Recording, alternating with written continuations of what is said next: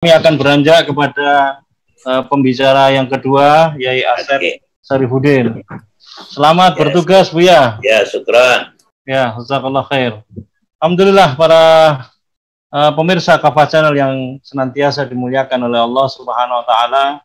Kita akan beranjak kepada pembicara berikutnya, yakni beliau Kiai Haji Asep Sarifudin. Meneruskan penjelasan yang tadi disampaikan oleh Buya terkait dengan penyikapan umat, dan saya kira sudah jelas-jelas bahwa sikap yang ditunjukkan oleh MUI sebagai Kodimah, sebagai muharrib yang beliau sampaikan tadi di akhir, jelas akan terus mengawal karena ini sangat krusial menyangkut nasib kehidupan bangsa ini, di mana umat Islam adalah aset terbesar yang dimiliki oleh bangsa Indonesia ini. Nah, kami akan coba beralih menanyakan kepada Haji Asep Sarifudin, menilik penjelasan dari Buya tadi, kira-kira poin-poin apa saja yang perlu ditegaskan berkaitan dengan sikap terhadap rancangan undang-undang haluan ideologi Pancasila ini, Yai. Tafadhol, Yai. Ya, alhamdulillah.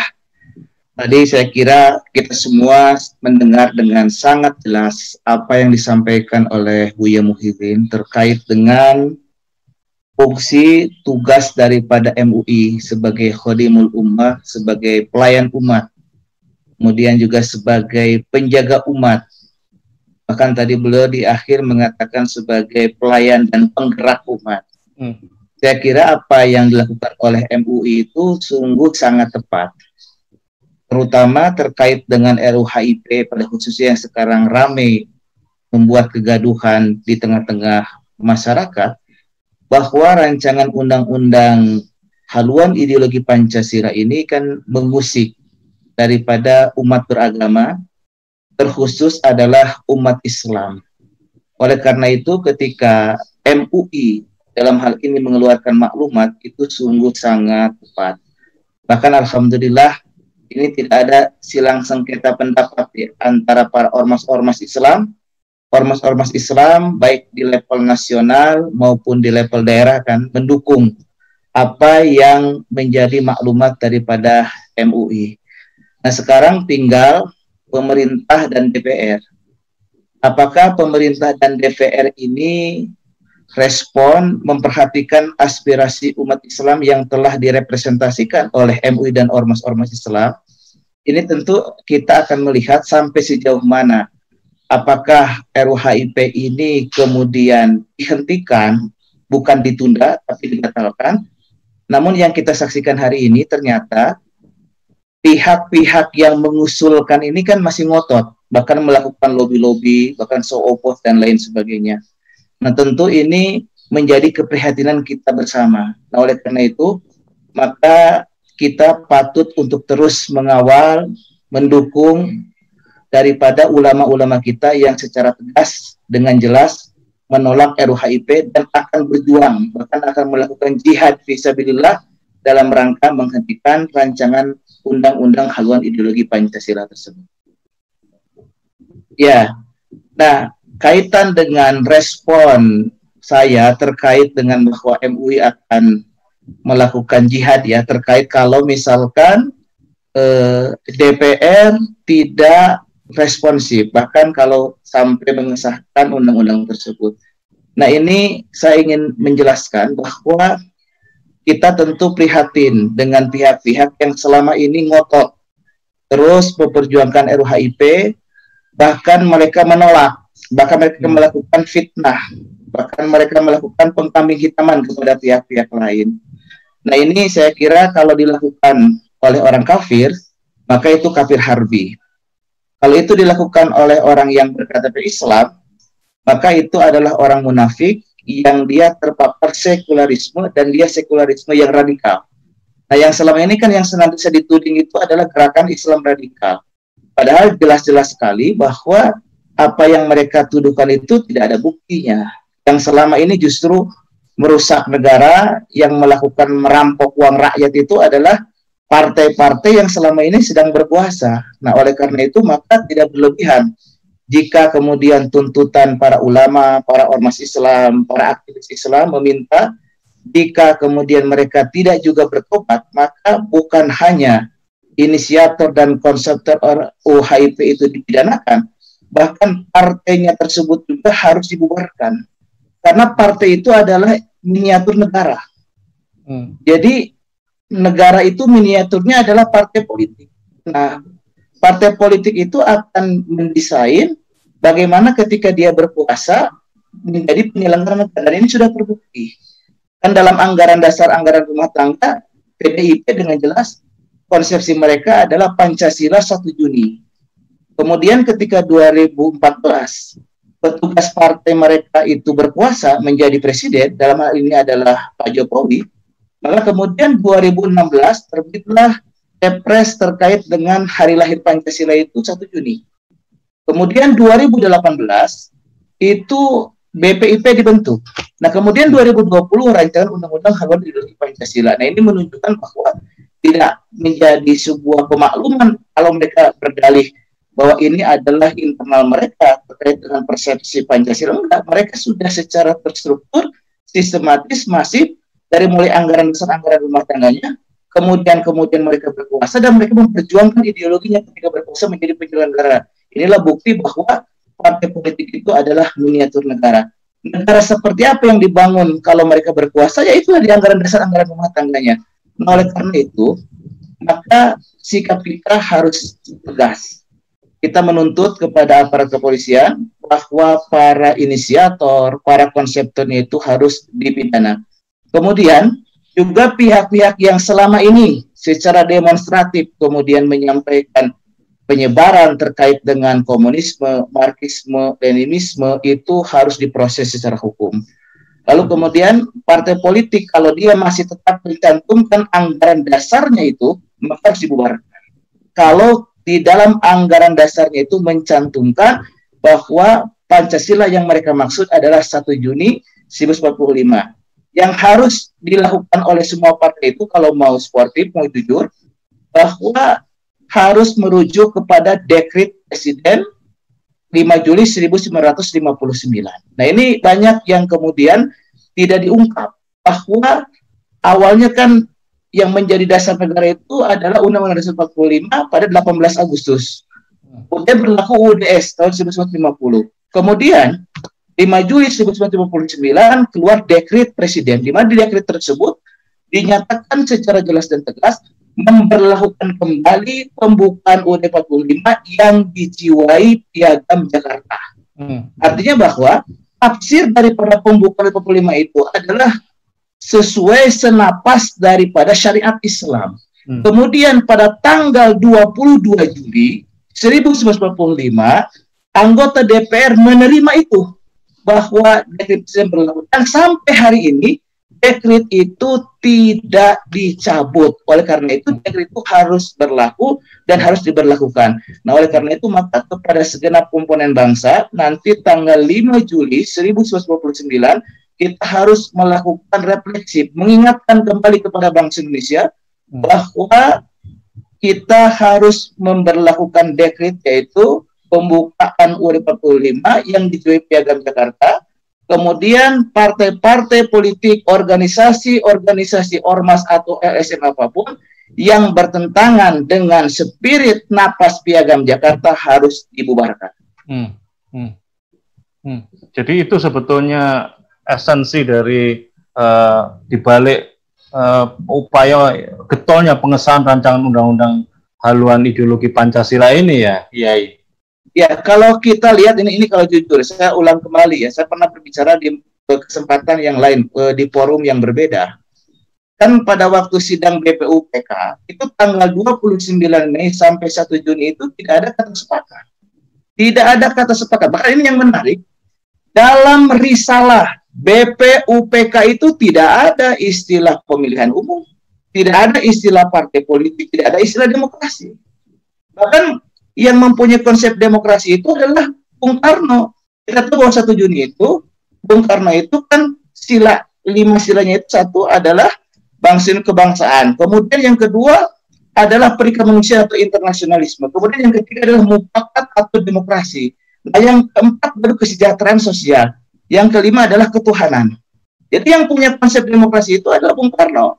Sedangkan yang kita sepakati, The Founding Fathers pada 18 Agustus, Pancasila itu satu adalah ketuhanan yang Maha Esa, dua adalah kemanusiaan yang beradab, tiga persatuan Indonesia, empat adalah kerakyatan yang dipimpin oleh hikmat kebijaksanaan dalam pemusyawaratan perwakilan. Nah, musyawarah dengan demokrasi itu berbeda. Musyawarah dan demokrasi itu berbeda. Makanya lembaga tertinggi di negara kita adalah Majelis Permusyawaratan Rakyat.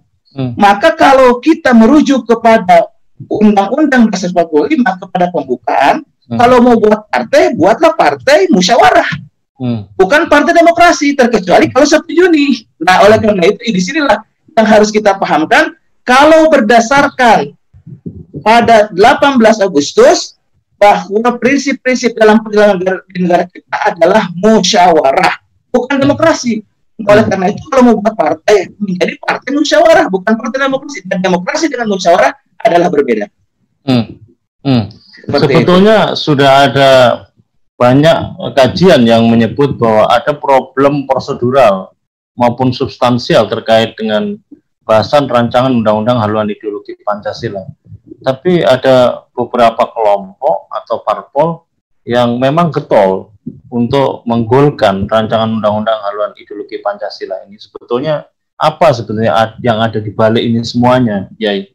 Kalau Yai mencermati fenomena politik yang sekarang ini ada.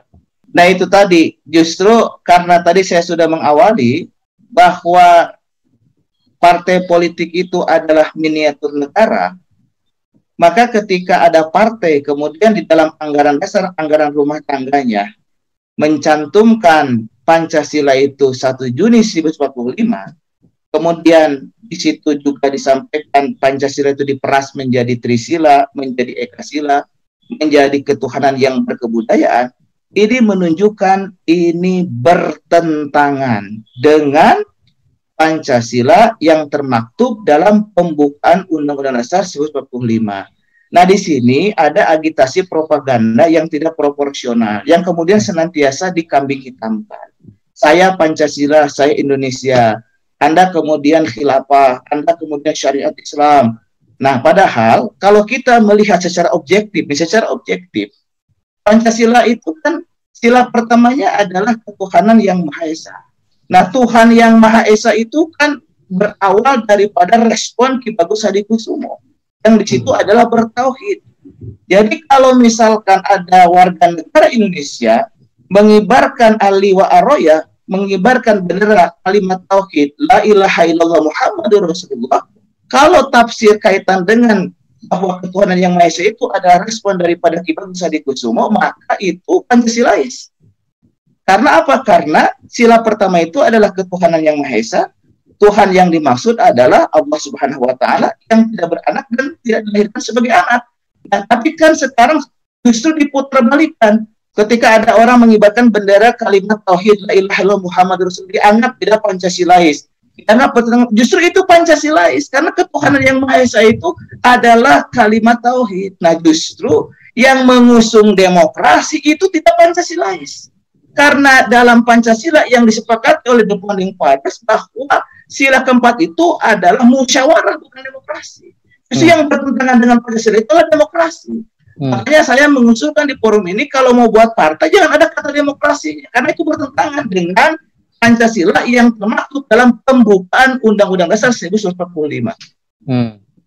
Ya, dalam kondisi belum disahkan saja rancangan Undang-Undang haluan ideologi Pancasila, potensi untuk melakukan dugaan terhadap upaya mengkriminalisasi ajaran Islam, termasuk juga menyudutkan umat Islam, itu terjadi. Kira-kira apa yang kita bisa bayangkan kalau ini nanti pada akhirnya disahkan? Ini tentu menjadi satu perenungan dan perlu menjadi satu langkah-langkah yang strategis yang harusnya dilakukan dan dikaji oleh seluruh elemen ormas ya, yang tadi sudah disinggung oleh Buya tentang sikap yang sudah ditunjukkan oleh MUI dan 200 ormas. Apalagi kalau kita baca dalam lintasan sejarah, ternyata tafsir terhadap Pancasila itu pun juga ternyata sangat dipengaruhi oleh orientasi ideologi rejim. Itu nanti coba dijelaskan Yai dalam kesempatan setelah jeda berikut ini.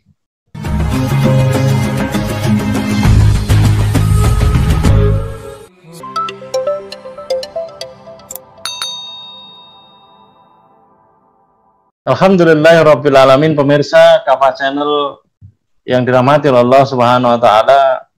Alhamdulillah kita masih bersama dengan saya dalam cangkruan bersama Cak Slamet, bareng Cak Slamet membahas satu tema yang krusial menyangkut persoalan yang dihadapi oleh negeri ini, terutama berkaitan dengan haluan ideologi yang menjadi referensi dari penyelenggaraan kehidupan bernegara yang banyak digugat oleh publik, ditolak oleh publik keberadaannya.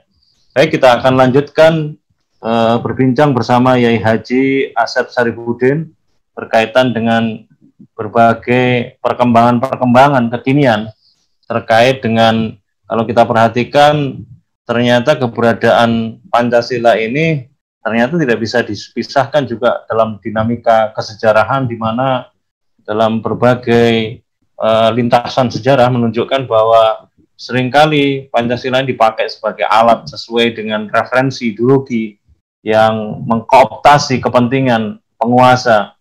Pada zaman Orde Lama misalnya, Pancasila ditafsirkan lebih berorientasi kepada kepentingan sosialis komunis dengan strategi yang dilakukan oleh Pak Bung Karno dalam bentuk Nasakom. Terus kemudian pada zaman Orde Baru juga begitu, Pancasila lebih dimaknai dengan kepentingan-kepentingan kapitalis liberis yang ditunjukkan dari berbagai produk kebijakan setelah terjadinya liberalisasi berbagai produk perundangan. Nah, kira-kira seperti apa ini penyikapan yang harus dilakukan sebagai bentuk konsolidasi di antara berbagai ormas ketika nanti kemungkinan itu bisa terjadi ke depan. Silakan Yai Asep Sarifudin untuk memberikan penjelasan lanjutnya. Ya, terima kasih. Kita patut untuk merespon terkait dengan sikap MUI yang menyatakan harga mati bahwa RUU HIP itu harus ditolak. Apapun namanya tetap harus ditolak. Kemasannya seperti apapun tidak diperlukan. Bahkan kita patut untuk segera membuat sebuah gerakan yang masif. Kita gerakan semua masjid yang ada di Indonesia. Indonesia ini ada kurang lebih sekitar 850.000 masjid. Ada 154.000 di Jawa Barat. Nah, kita jadikan masjid-masjid itu sebagai basis penolakan daripada virus-virus sekularisme. Apakah itu marxisme, apakah itu komunisme, apakah itu liberalisme, apakah itu kapitalisme. Maka di setiap masjid itu perlu membuat spanduk minimal 2 meter, kalau bisa besar-besar, yang menyatakan bahwa menolak RUU HIP. Kemudian selanjutnya, kita juga perlu memberikan pencerdasan, pencerahan kepada umat bahwa ideologi yang berbahaya itu bukan hanya komunisme, tapi juga ada ideologi lain, yaitu kapitalisme. Nah, oleh karena itu, maka di samping kita menolak RUU HIP, karena di situ tersusupi paham-paham yang berpotensi mengakibatkan bangkitnya kembali komunisme, maka kita pun harus mensosialisasikan, kita menolak semua peraturan, semua perundang-undangan yang terpapar daripada kapitalisme. Jadi negeri kita jangan sampai dibawa kepada komunisme, jangan sampai dibawa kepada kapitalisme. Nah, mudah-mudahan dengan gerakan MUI yang sudah direspon oleh ormas-ormas Islam dan segenap komponen umat ini dapat terus dipertahankan, sehingga ke depan insya Allah mudah-mudahan izul Islam wal muslimin bergerak di negeri ini. Saya kira itu. Assalamualaikum warahmatullahi wabarakatuh. Waalaikumsalam warahmatullahi wabarakatuh. Mungkin yang terakhir ya, bisa dijelaskan agak panjang lebar terkait dengan komunikasi lintas ormas ya, untuk bisa merumuskan langkah ke depan yang sifatnya jangka panjang. agar benar-benar kepentingan bangsa ini yang mayoritas penduduknya adalah umat Islam, agar bisa benar-benar belajar dari sejarah di masa yang lampau, di mana berulang kali sebetulnya umat Islam ini terus diperdaya dengan berbagai intrik-intrik politik, dengan berbagai rekayasa-rekayasa politik yang selalu terjadi dan selalu berada dalam kondisi periferi, dalam kondisi pinggiran, tidak mengambil peran yang penting, yang strategis dalam langkah untuk merumuskan berbagai kebijakan-kebijakan strategis. Apalagi kalau kita lihat dalam konteks konstelasi politik internasional, Indonesia ini kan harusnya bisa mengambil peran dominan, tapi pada faktanya tetap diposisikan dalam kerangka yang diberdaya oleh kepentingan-kepentingan internasional. Padahal Indonesia ini luar biasa sekali potensi yang dimiliki, sumber daya alamnya melimpah, sumber daya manusianya sebetulnya kalau mau dieksplor, banyak ahli, banyak pakar yang muncul dari berbagai perguruan tinggi yang dia kalau ini dikonsolidasikan putra-putra terbaik bangsa ini tentu menjadi sebuah pondasi atau modal yang sangat kuat untuk bisa menjadikan Indonesia sebagai satu kekuatan politik yang mengambil peran penting di dalam percaturan politik internasional. Nah, langkah-langkah komunikasi apa yang kira-kira perlu dilakukan dalam kerangka untuk mengantisipasi berbagai kemungkinan-kemungkinan agar umat Islam ini selalu tidak disibukkan oleh berbagai kondisi-kondisi yang selalu dipinggirkan perannya. Bagaimana, Yai? Kira-kira, Yai? Ya, kan salah satu kelemahan daripada umat Islam itu kita tidak memiliki roadmap, tidak memiliki blueprint. Nah, padahal Rasulullah Muhammad SAW itu telah memberikan panduan bahwa umat Islam itu insya Allah akan menjadi umat yang berkualitas, akan memimpin peradaban. Nah, oleh karena itu, maka kita harus menyadari bahwa paham kapitalisme, paham komunisme itu bukan hanya produk dalam negeri, tapi ini juga produk luar negeri, artinya ini adalah kekuatan global. Nah, kalau kita ingin menata umat Islam ini, ya kita jangan hanya berbicara dalam perspektif Indonesia saja. Kita harus berbicara dalam perspektif dunia, artinya bahwa umat Islam itu harus bersatu, bersinergi, apapun harokahnya, apapun pergerakannya, apapun ormasnya, bukan hanya dibatasi dengan sekat-sekat yang kemudian identitas-identitas yang sempit, tetapi kemudian harus mondial, harus menyeluruh. Nah, kalau misalkan umat Islam di berbagai belahan dunia ini kemudian menjalin komunikasi, berkoordinasi, bersinergi, maka insya Allah kita akan menjadi pemimpin dalam peradaban ini.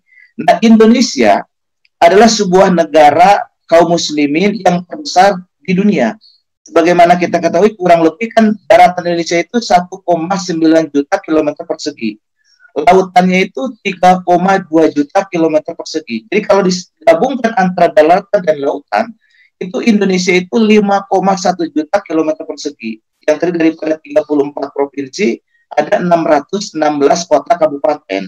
Umat Islam di Indonesia ini kalau hanya misalkan disebut 80% saja itu udah 210 juta. Apalagi kalau 90%. Dari sisi sumber daya alam, dari sisi teritorial, dari sisi demografi, bahwa umat Islam ini adalah umat Islam terbesar di dunia. Lalu kemudian kita juga perlu optimis. Ini kan Allah senantiasa mempergilirkan kekuasaan. Dulu orang-orang Arab itu pernah memimpin peradaban. Kemudian orang-orang Kurdi itu pernah memimpin peradaban, Sultan Salahuddin Al-Ayyubi. Kemudian orang-orang Turki itu pernah memimpin peradaban. Nah, orang-orang Melayu, maka bisa jadi Allah pergilirkan. Nah, oleh karena itu harus menjadi optimis para pegiat-pegiat dakwah di Indonesia. Insya Allah kalau kita terus solid, kita terus bergerak, maka nanti dari Indonesia akan lahir sebuah peradaban. Dan insya Allah mudah-mudahan Indonesia akan bangkit gerakan Islam yang mendunia, insya Allah.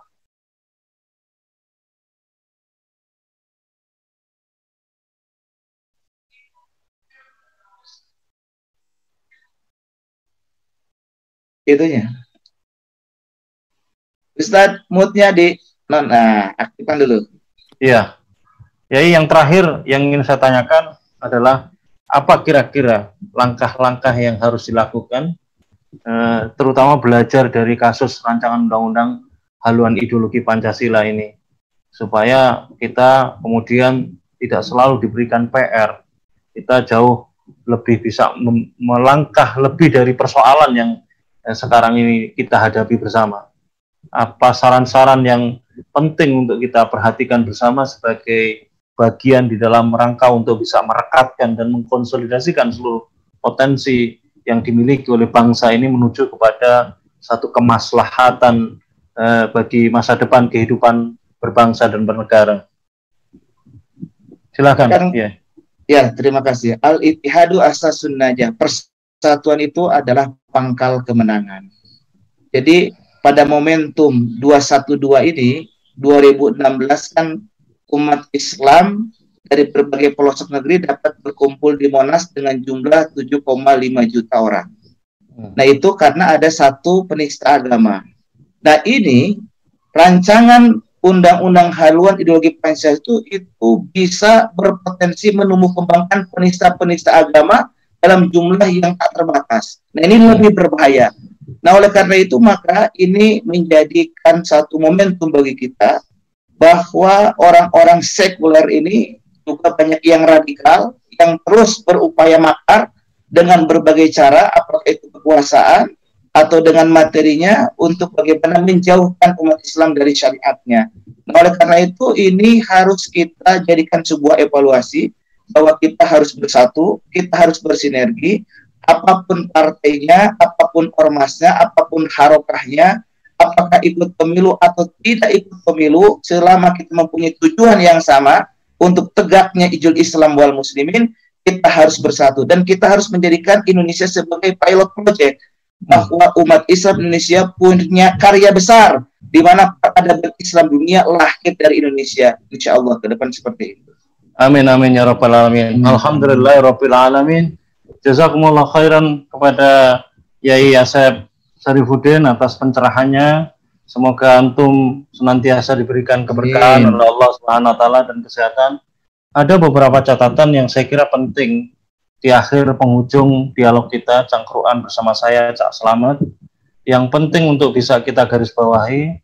Yang pertama, hidup mulia atau mati syahid jika rancangan undang-undang haluan ideologi Pancasila tetap disahkan, memetik hikmah bahwa secara nyata pembahasan rancangan undang-undang haluan ideologi Pancasila telah mengandung dugaan problem prosedural dan substansial. Hidup mulia atau mati syahid jika rancangan undang-undang haluan ideologi Pancasila tetap disahkan, memetik hikmah bahwa rancangan undang-undang haluan ideologi Pancasila secara faktual diduga berpotensi sebagai pintu masuk ancaman sosialis, komunis, ateis. Hidup mulia atau mati syahid jika rancangan undang-undang haluan ideologi Pancasila tetap disahkan, memetik hikmah bahwa pembahasan rancangan undang-undang haluan ideologi Pancasila di tengah latar pembahasan dan pengesahan prolegnas yang diduga sebagai pintu masuk ancaman kapitalisme liberal sekuler melalui oligarki dan korporasi. Maka oleh karenanya rancangan haluan ideologi Pancasila wajib ditolak dan ditunda selama-lamanya, karena akan memantik reaksi penolakan secara masif dan komprehensif sebagai ekspresi aspirasi dari berbagai lapisan masyarakat dan wilayah.